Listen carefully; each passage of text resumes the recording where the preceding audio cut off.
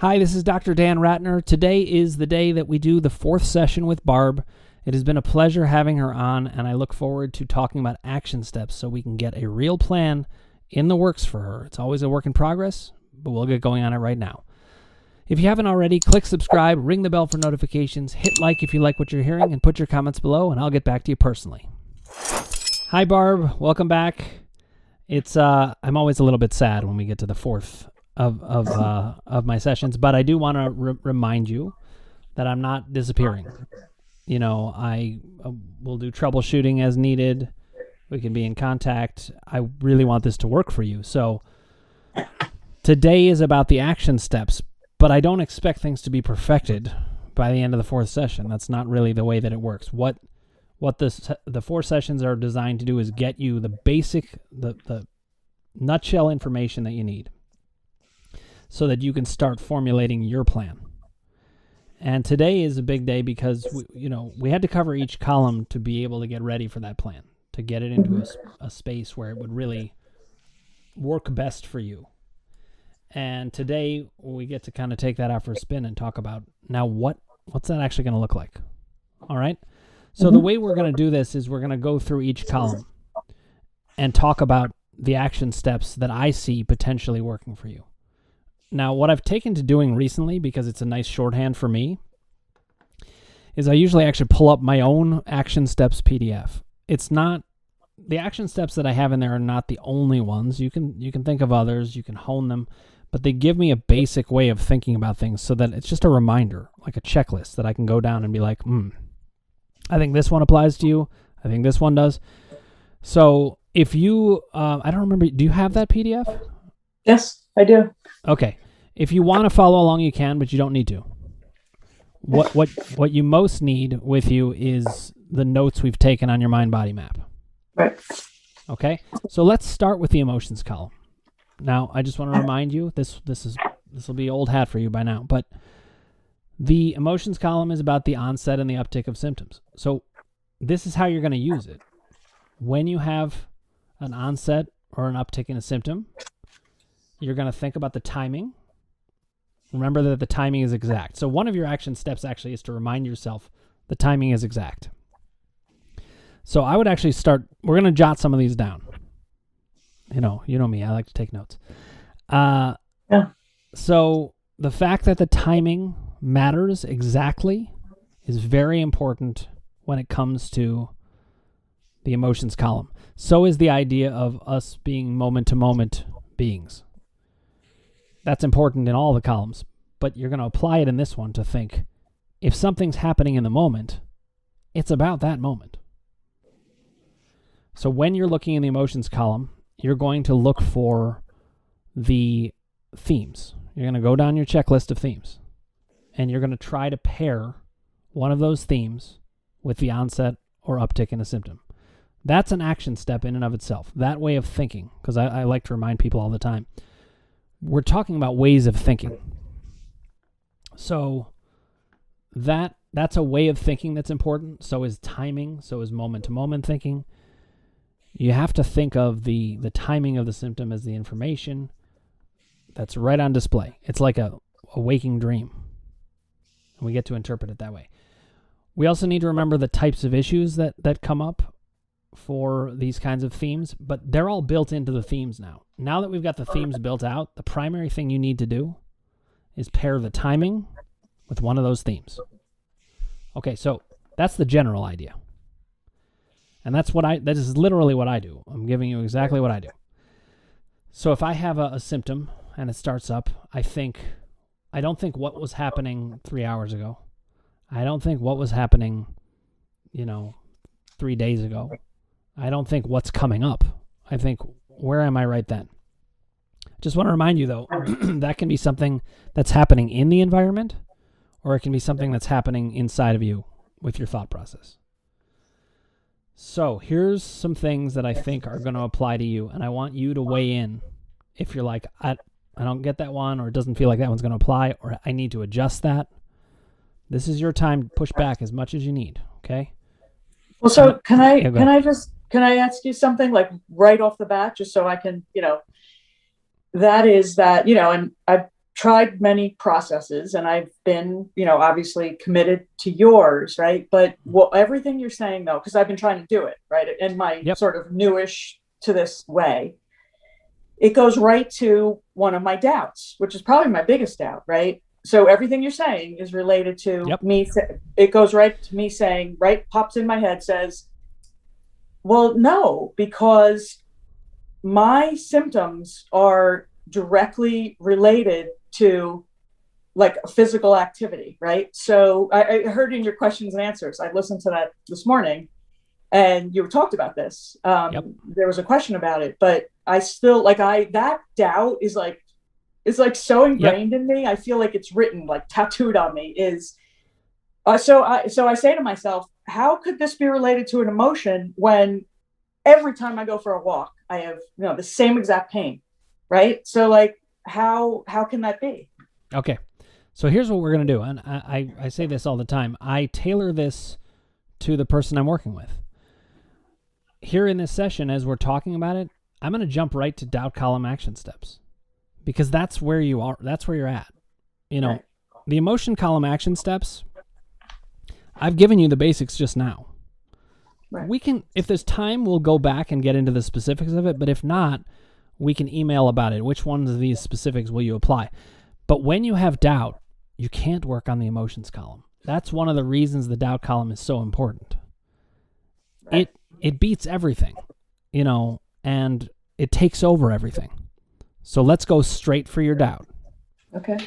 Okay, so you're talking about a specific kind of doubt, and I would say that relates to what I call triggers, because you are thinking that if the physical activity causes the pain, I just want to make sure I have this right, but you said if the physical activity causes the pain, how can it be emotional, right?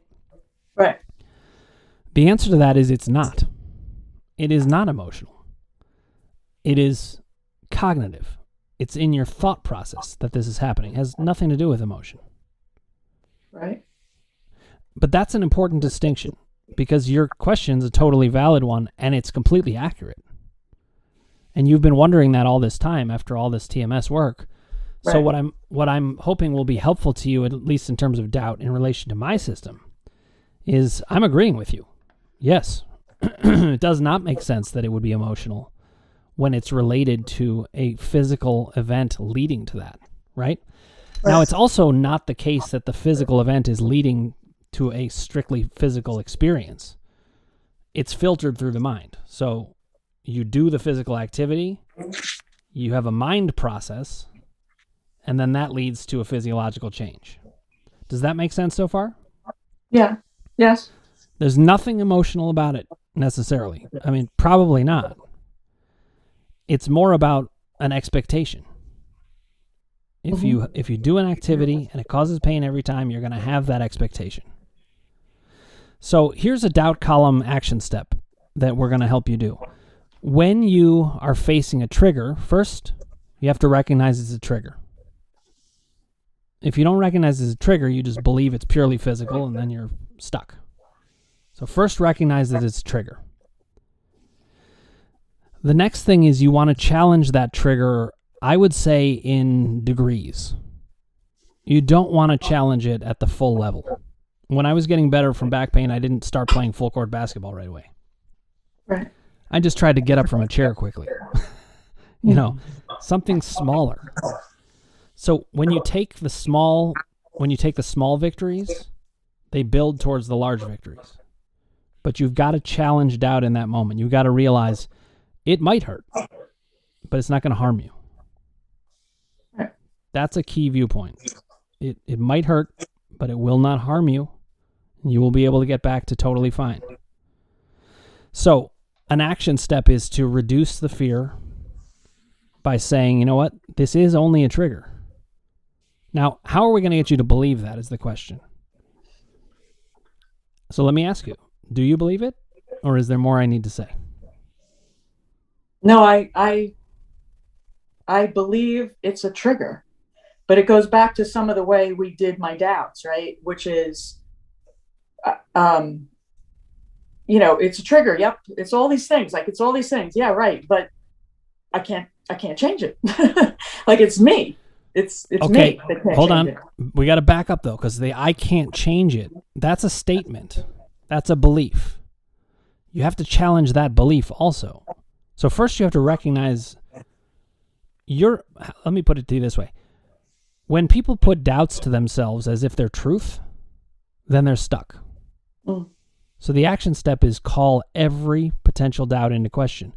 That includes that I can't do this. Mm. Good point. And that's part of why you haven't gotten fully better yet. You had that doubt there. I don't know if you even realized it until I just said it. Yeah, no. Well, I didn't realize it until we wrote all the doubts down. And Right. a lot of them were just like, it's like I said, other people have healed. This is like part of me. I'm so, I so believe in this, reading all these books, but me, like it's me. So you're right. Right. So you're coming from a framework of there is something wrong with me, and therefore I'm not going to get better. Neither of those statements are true. They're completely wrong. I mean that is good news. Yeah. So you've got to dig in and challenge yourself that you're not going to let yourself stay in that place. You might need help from me. You might say, okay, look, I got to text you and be like, how do I think about this? Why is there nothing wrong with me? And I'll actually have to remind you of that. But the fact that you haven't gotten better yet is not an indictment of you. It is more indicative of what your mind process has been, which is also through no fault of your own. There's lots of people who aren't getting better. Almost everybody who follows me are people who haven't gotten better from Sarno. Sarno's great, but there's a reason people aren't getting all the way better, and it's doubts like what you just described. I'm having a mind-body tickle in my throat. So you'll feel a lot more confident when you understand why you haven't gotten better without blaming yourself for it. Now, we just identified one of the reasons why you're not getting better yet, or haven't gotten better yet. But I don't know that we've stopped you blaming yourself. Yeah, I'm blaming myself a lot. That you are absolutely, I'm getting emotional. Yeah. Let's talk about that. This is part of what I want. This is part of the action step. What we're doing right here, you're going to do with yourself. Why are you blaming yourself? Why am I? Well, it all goes back to when I found TMS, I was so excited. Like this was like so me, right? Like it just was so me. And just all things up in my life leading up to that were like, yeah, this is something I absolutely would believe. And then just looking back on my life, the evidence I would have of it. Like it did work, and it does work, and I can list you the symptoms that I've been able to get rid of. But I guess it's this perfectionism. I hate to say it, but I'm like the epitome of needing perfectionism. I need to be perfect. So it's almost like I'm blaming myself for not being perfect, because perfect to me is being able to get rid of these last symptoms. That's perfect. Okay, but here's the thing, and this is something that I say to perfectionists because I have the same thing. You actually can perfectly get rid of the symptoms. The job is not to settle for not being perfect here. I know that sounds funny because most therapists would be like, listen, don't be perfect. And I don't want you to feel pressure to be perfect in general. But perfect relief really is possible. You're going to have ups and downs of like just human condition, emotions column things that are going to pop up. Right. But when it comes to chronicity, absolutely not. We're not settling for anything. We don't need to. Yeah. But what we need is to identify what's been stopping you. And to me, there's 3 different sources that I'm hearing. One is you still have some doubts, especially about your ability to cure this. They're totally understandable because you've had that experience, but they're wrong. Like if I could give you one line, that's the key. They're understandable, but they're wrong. Right. I promise you, every one of your doubts is wrong. And I think you know this, but I mean that is good news. Yeah. So our job is to chip away at them. Our job is to use science and logic to hammer away at every single one of them. But you saw what just happened here. First, we have to recognize it's happening. That's one of the action steps. Then we have to recognize that we're not calling into question things. We're assuming they are a certain way. Like you're assuming because you haven't gotten better, it means you're not going to get better. That's not true. Right. That's what I still have hope. That's why I called you. Right. Because I still have hope. And when I first found you, I felt better. Like I guess it was because I had hope. I was like, like I said, your organization, the columns, it all just made sense to me. I'm very logical. I mean, I'm in IT, I'm a programmer. Like it's just, I'm a very logical thinker, and that's how you laid it out. So it was perfect. Yep. And the thing is, if you're thinking like that, if you're thinking that you can apply this new theory, because this is new, there's no reason for you to assume you won't get better because you've never had this information. Mm-hmm. That includes today. I just gave you new information. Oh, look at what that one doubt was doing. That one doubt by itself could keep you from getting better. Mm-hmm. But if we get rid of that one doubt, suddenly you are in a totally different spot. Mm-hmm. So I said there are three sources. One is the doubt, another is the self-criticism, and the third is power. If we enhance your power, we get rid of doubt and get rid of self-criticism, you will get better. I feel like I know you well enough to know, though, that you will have doubt about that, thinking, yeah, but that's a tall order. That's the kind of thing that people often think. I don't know. Were you thinking something like that? Yeah, what I thought when you said it is that's hard because it's how I think and it's the way I've been. So, it's almost like changing a habit, right? It takes practice. So one of the action steps in doubt is challenge all assumptions and recognize all assumptions. You're actually making an assumption that is totally logical to have, but happens to be untrue.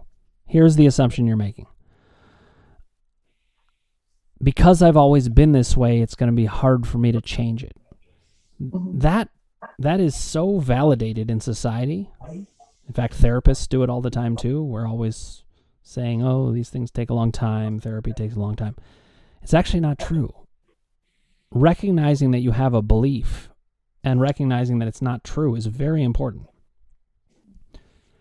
That's usually not what happens in therapy. We don't call it a belief. We fall into it with you, us therapists. We're like, yep, okay, I know you've been that way your whole life, so what are the chances you'll be able to change it? That's an incorrect assumption. The mind is very plastic. It can change very quickly. Think about hope. Your hope has gone up and down very quickly at various times. And when it goes down, your symptoms get worse and the whole thing plummets. Mm-hmm. When your hope goes up, it changes fast. So moment-to-moment thinking is a doubt column action step. You have to remember you're always moment-to-moment. You're never doomed to whatever you're in, because it's always going to depend about your thinking. This is an action step that I take all the time. If I start to get worried, this could last, I remind myself, nothing lasts. I change who I am like thousands of times a day, depending on what's happening. Why would I think anything's going to last? Right. I understand that it seems to, because it's always been that way. But remember, this is another doubt action step. We look at chronicity as consistently acute. Same thing over and over and over for all time. It looks completely chronic. So you have to remind yourself there's no such thing as chronic. There's only consistently acute. And that means every moment. Yeah? You like that? I like that.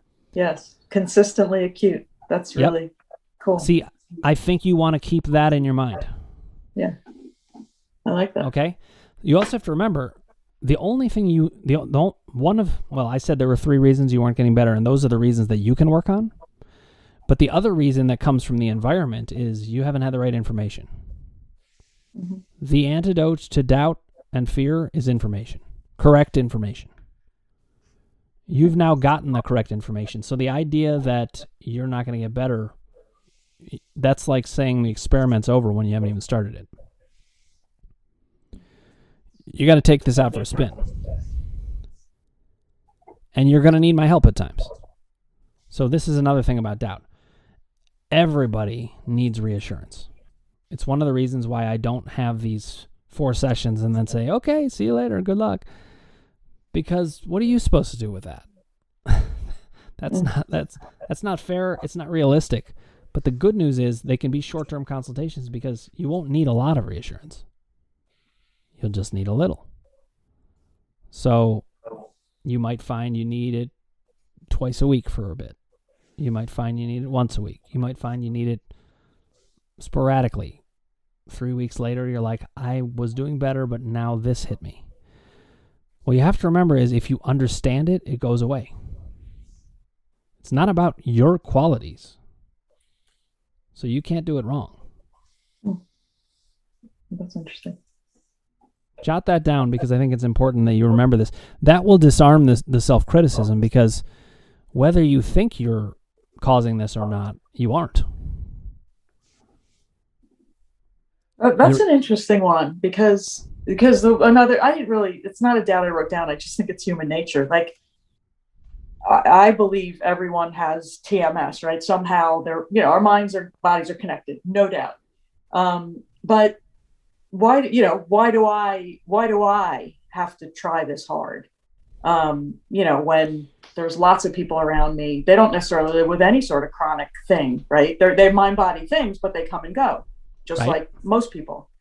Or I don't know, most people, whatever, there's no number, but anyway, but to me, it's like, well, why me? So isn't it something to do with my mind and thoughts? Okay, so here's another thing that I do with that. This I would say is more a power column action step. Doesn't really matter which column it applies in, except for you, it'll be nice to have it organized. Right. You need to turn every explanation into a positive about you. As an example, I'm going to say something and then I'm going to need to have a disclaimer afterwards because there's a corollary that does not apply. Smart people tend to have a lot more doubt. So the more doubt you have, you could say it's because you're quite smart. That's one of the reasons.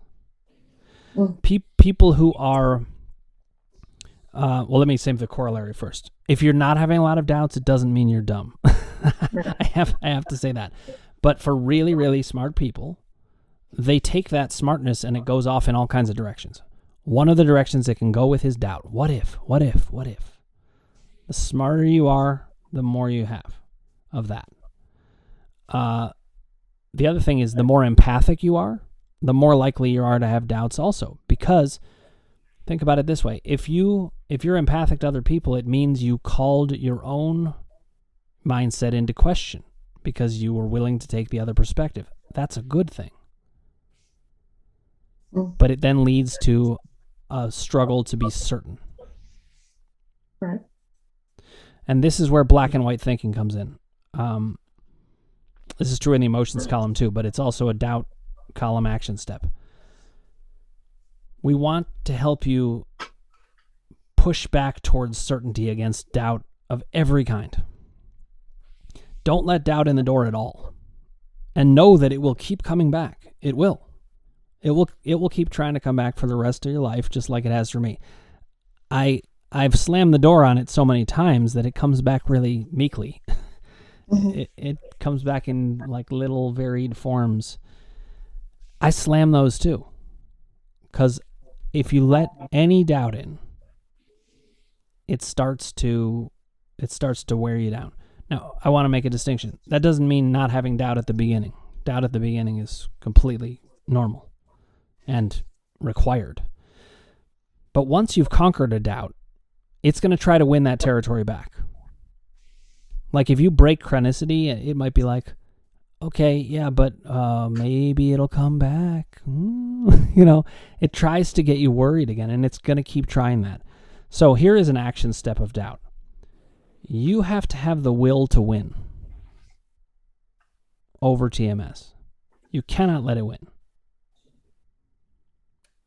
If you start getting hopeless, it's winning. Right. If you start having doubts, it's winning. If you start lacking in power, it's winning. If it gets you to bury an emotion and you're not aware of it, it's winning. All of the columns, it's like it is trying to win against you. And I'm saying this to you particularly because I think you'll use this well. Yeah. You'll use that good competitive spirit that I think you do have somewhere in there. Yes. And go kick its ass.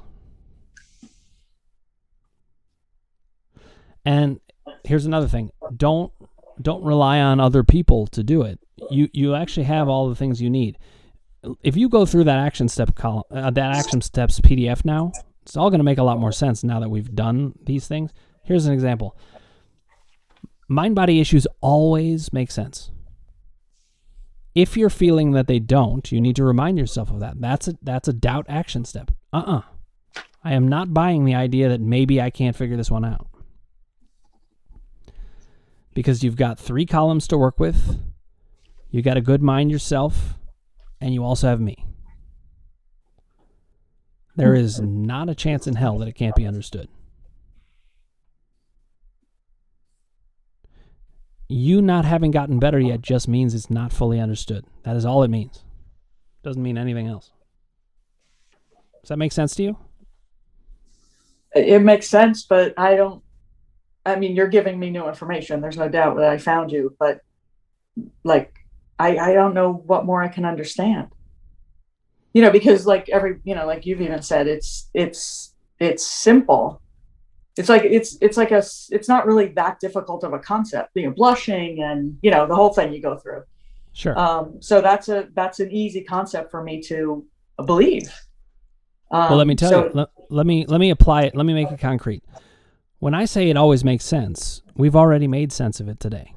I already told you what the answer is, and it is that you had a doubt you weren't realizing was there. And you thought, you're still thinking that you are not capable of doing this. Right. That's why. So I'm not saying, it's so mysterious, you're going to have to find some information. You have all the information. What you need to remember is, I have all the information. This does make sense. How is it making sense? What am I missing in what I already know? Not what am I missing in what I don't know. Mm-hmm. Now that we've done this, you don't need to look further. You need to look back at what you already have. Is that making sense? Yeah. So if you say it to yourself this way, TMS always makes sense, and I would write this down. TMS always makes sense. I already have all of the information. And if I'm not getting the symptoms better in a given moment, there is a reason that is contained in what I already know.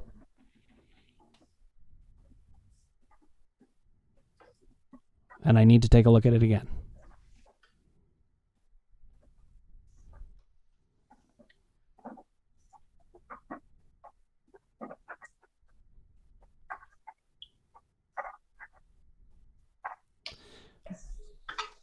Okay, now we're just going to keep going through the information, but remember, we don't need to have an endpoint here. Don't put that pressure on yourself. Mm-hmm. Okay? This is all a process. So, the idea of peptides, did we talk about that much?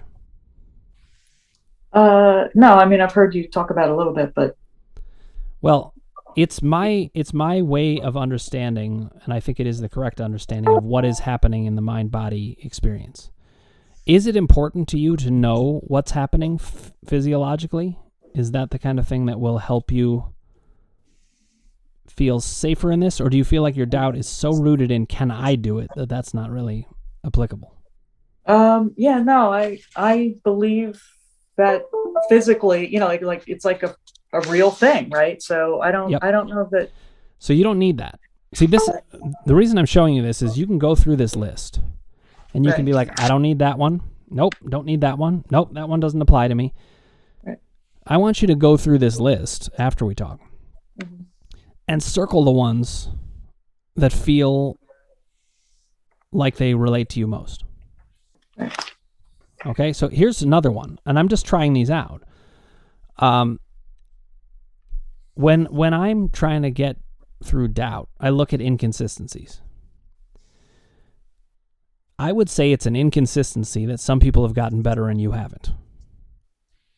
That's weird if there's no actual explanation. Like a random explanation doesn't make sense to me. So I talk about this, the philosophical proposition Occam's razor, which is that thing that the more assumptions you have to make about a theory, the less likely it is to be true. Yeah. There are so many assumptions that you'd have to make that there's something wrong with you, but not with these other people. That doesn't make nearly as much sense as the fact that these other people didn't have one issue that you do. And if we pinpoint it, it'll be gone.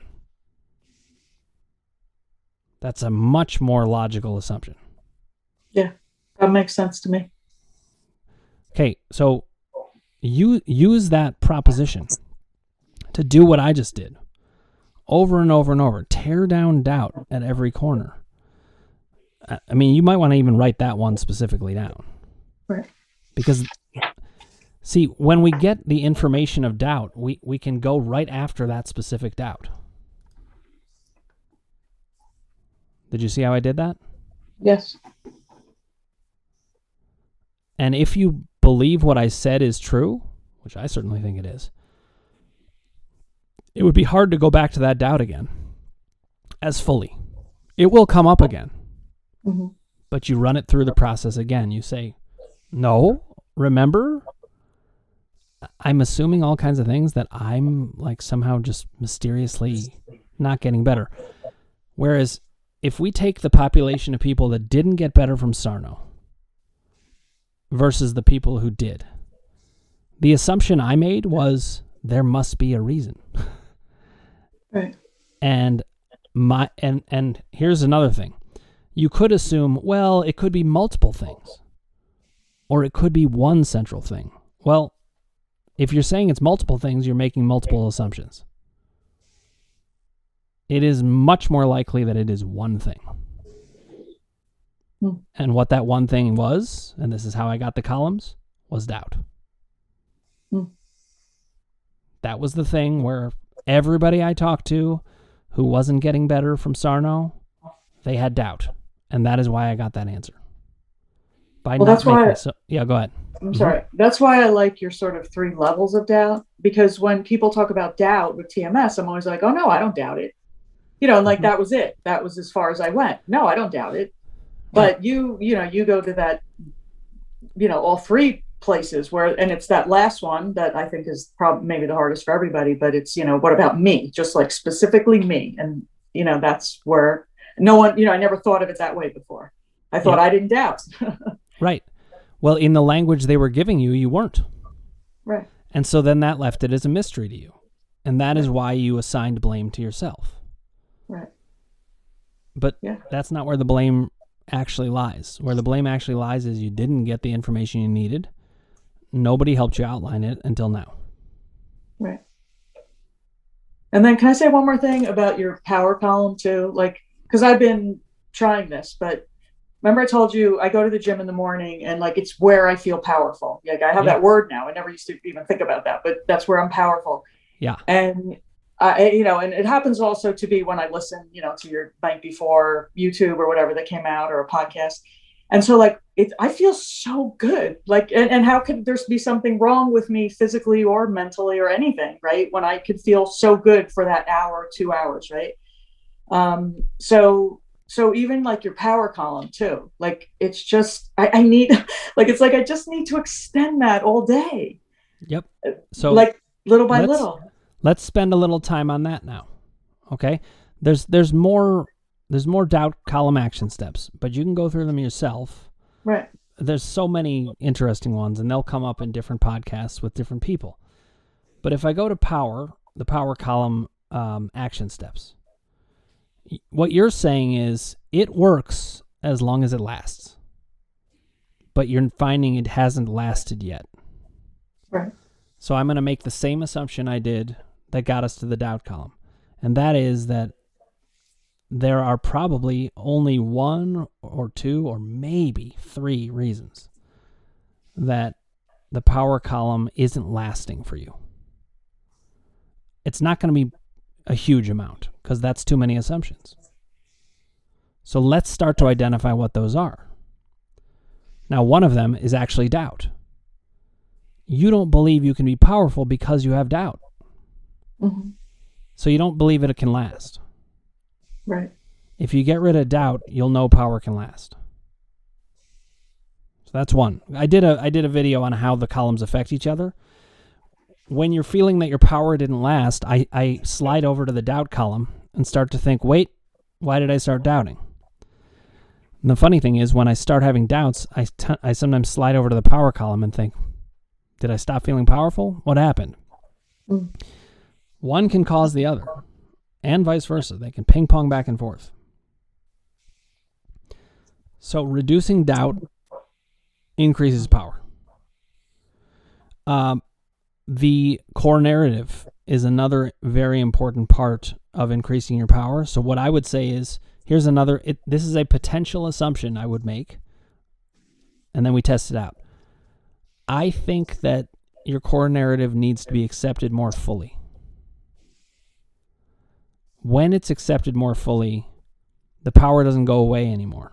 I'm going to give you an example of that in me, okay? Mm-hmm. When I realized that I was giving away a lot of power to father figures and that they were letting me down, I made a decision. This is a power column action step. I made a decision about how I was going to live my life differently. And that was, I was never, ever, for a single second, going to give any father figure any power ever again. And I don't. Ever. Mm. And that's been important. That has made me have confidence in my power, because that was a way that I was reducing my power. That was a way I was undercutting myself. So, and I did that by accepting the fullness of how disappointing it was.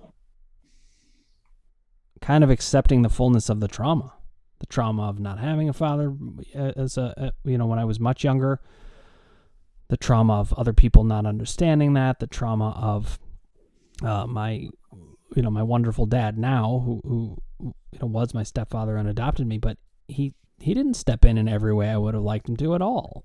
And I'm not saying that critically of him. I'm just accepting what actually happened. Right. I never got to have the dad I wanted, and I did something about it.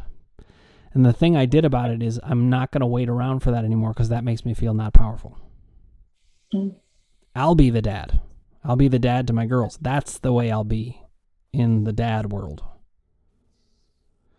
You've got the same thing about not being noticed, for example. Right. I'd like to see you say, I wasn't noticed by those people, and I'm now going to live my life getting noticed by people who will appreciate me. Mm-hmm. And those are the people I'll prioritize. Right. Is that something you've done or thought about? Well, I've been thinking a lot about, we wrote the core narrative, and I was like, I've been taking time to make sure that it sits right with me. Right. Because here, yeah. So, and the whole, I think the whole theme of it, the first 2 sentences are spot on.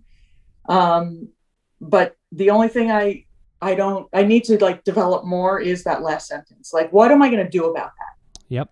Because right. I connect with the first 2, but then the last one is, it just doesn't feel like enough for me to just say, or maybe I'm thinking how am I going to do that? No, I agree with you. I can hear in what you're saying. We haven't gotten where we need to be on that 3rd sentence yet. But the power action steps that I recommend move you towards it. Okay. I'll give you an example. the third one on the list is choose to value yourself at the highest level. Do not accept people into your life in any deep way who do not make you feel good about you.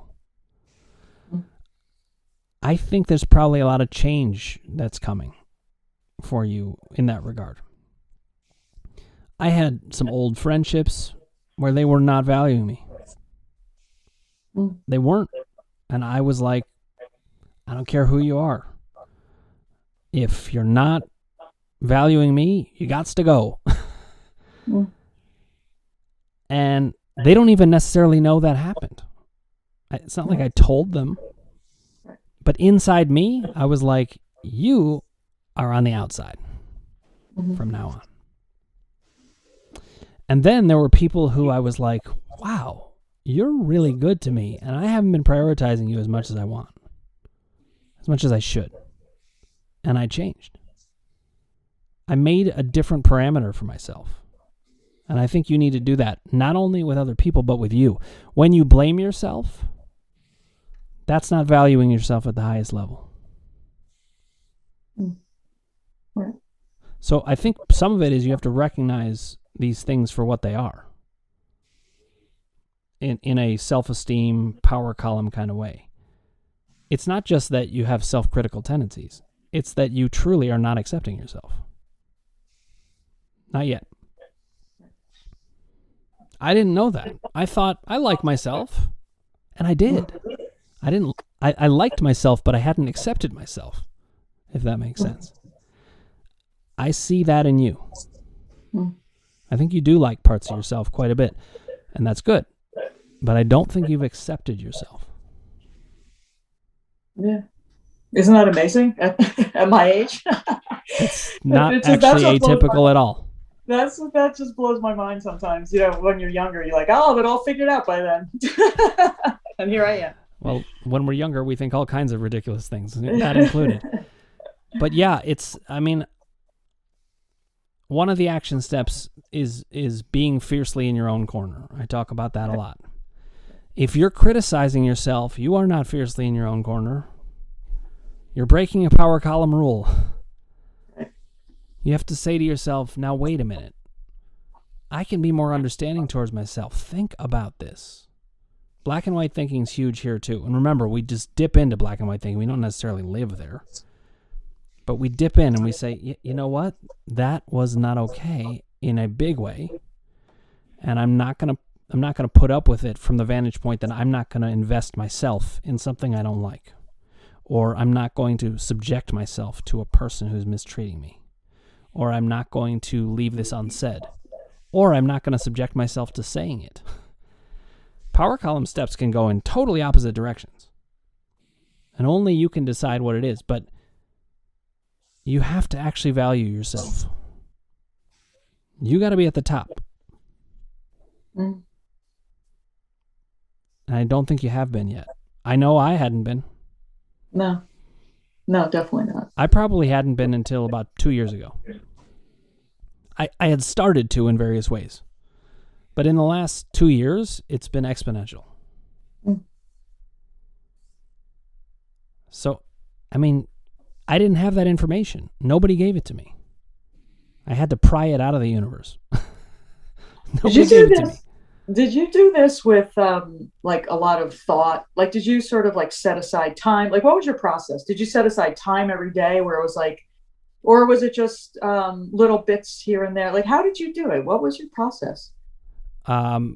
Great question. I did a video on this that all of my answers came from questions.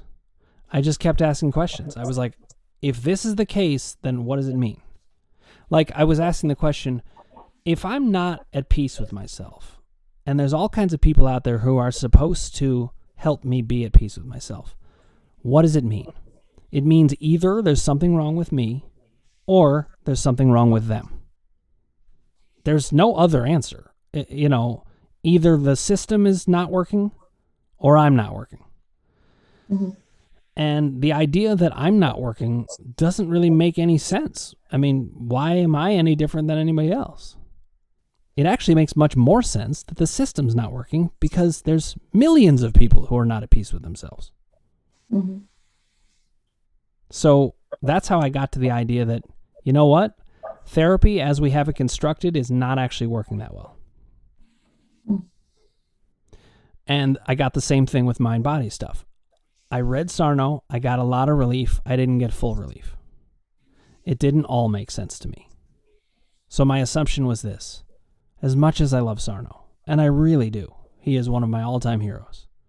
And he saved my life. He's not right about everything.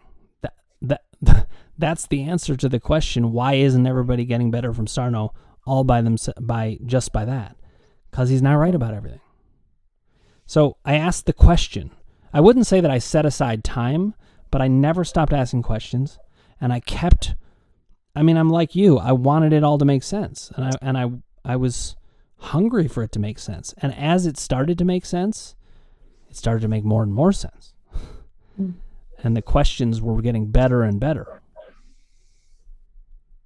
Does that make sense? I don't know if I answered your question well about what my process was. Yeah, no, it's just that in my mind, I go to like, do I think, I question myself. Do I think about it too much? Am I not thinking about it enough? Like, like I even question myself like that.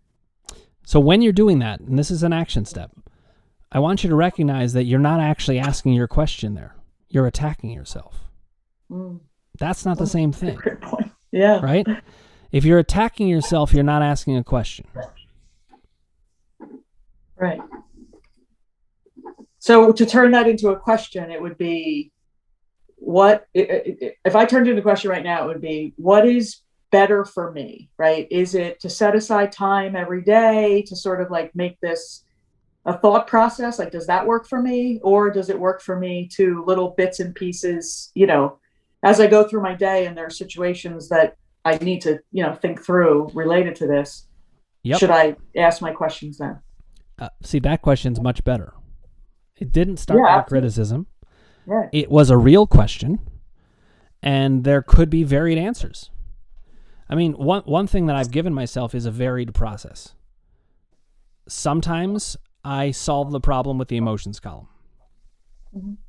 Sometimes I solve it with the doubt column. Sometimes I solve it with the power column. Sometimes I go through all three and realize, no, this is just an attentional issue. This has nothing to do with any of the columns, really, except maybe doubt.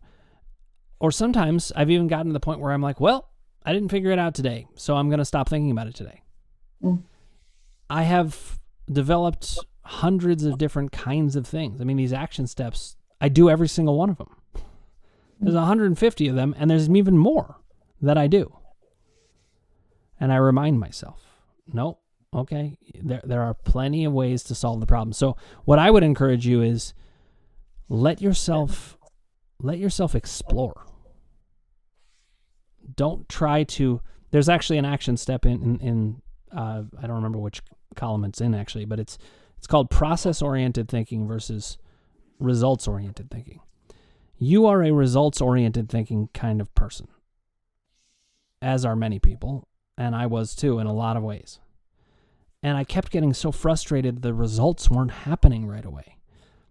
You asked me what my process was? My process was to let myself have the process, to see what would happen. I'm not going to stop thinking, and I'm not going to settle for bad answers, whether from myself or someone else. If they're not complete answers, I don't accept them. Right. That sounds like it removed all the pressure from yourself. Like that's exactly what it sounds like. It did. It did, because I went from the assumption this makes sense. This all makes sense, and it will make sense. Here's another assumption I made, and this is a very good one. If I gave myself time, because this is partially a communication, it's going to come through. I don't need to figure it out.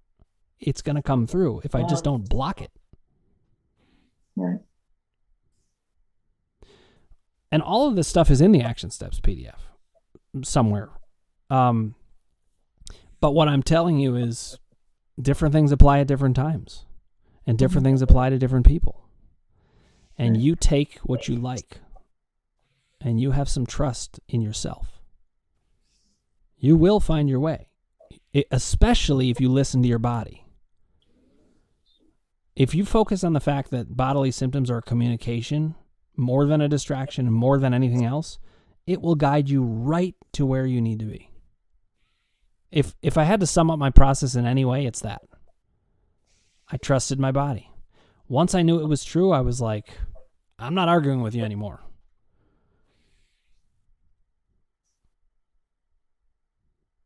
Trust the symptoms, use the columns to interpret what they're saying. Mm-hmm. Okay, we got to stop soon, just for today. We're not stopping. We are building. You're going to have other questions. I'm still here. Yeah.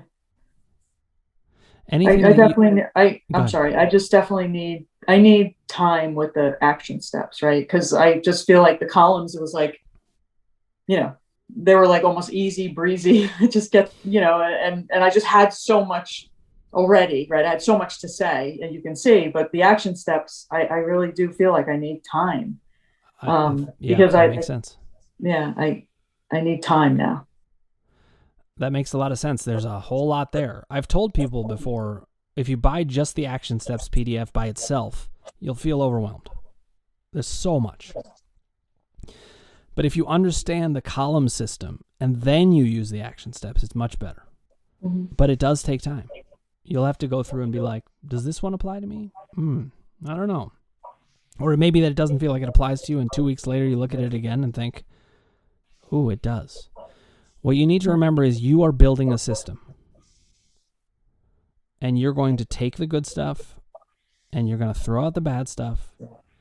But what I can tell you is, in all the work that I did to cull information from everywhere, I actually don't think you would need information from anywhere else. It's all here. I'm not saying that to brag. I'm saying it as relief. Yeah. You don't have to keep looking. It's all here. You might have to look at it again. But you have all the information you need. Now you got to give yourself time with that information. Mm-hmm. Okay, Barb. So listen, I wanted to say again, it's been a pleasure. I'm so admiring of you for doing this. I'll miss these times, but it's not the end of it. Maybe we'll do, a tune-up session or things like that here and there.